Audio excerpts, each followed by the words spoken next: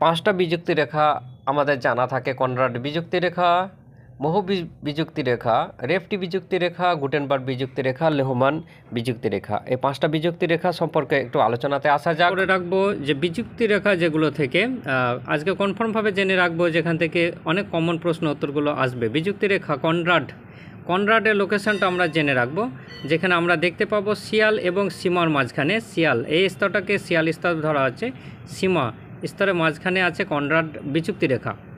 আমরা পেয়ে যাচ্ছি কনরাড বিযুক্তি রেখা, যেটা শিয়াল ও সীমার স্থলে অবস্থিত থাকে। সেকেন্ডে আসবো মোহ বিযুক্তি রেখা, যার অবস্থান গুরুমণ্ডল এবং অশ্বমণ্ডল।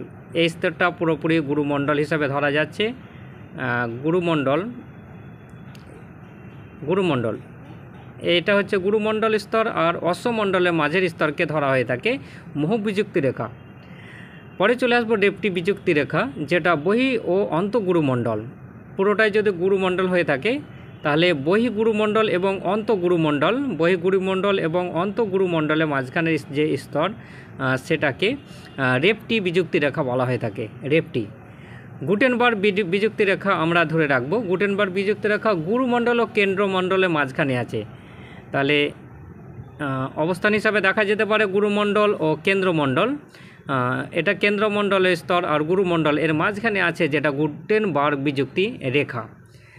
লেহমান বিযুক্তি রেখা বহি ও অন্তঃকেন্দ্রমণ্ডলের, বহিকেন্দ্রমণ্ডল ও অন্তঃকেন্দ্রমণ্ডল, পুরোটাই কেন্দ্রমণ্ডল, যেখানে আমরা বহিকেন্দ্রমণ্ডল হিসাবে পেয়ে যাব, এবং অন্তঃকেন্দ্রমণ্ডলের যে রেখাটি বা সংযোগস্থল, সেটাকে লেহমান বিযুক্তি রেখা হিসাবে ধরা যায়। ভালোভাবে দেখা হয়ে থাকে, সূক্ষ্মভাবে এটাকে পড়ে রাখবে যে কনরাড বিযুক্তি রেখা, মোহ বিযুক্তি রেখা, রেফটি বিযুক্তি রেখা, গুটেনবার্গ বিযুক্তি রেখা, লেহমান, যেখান থেকে একটা না একটা প্রশ্ন আসেই।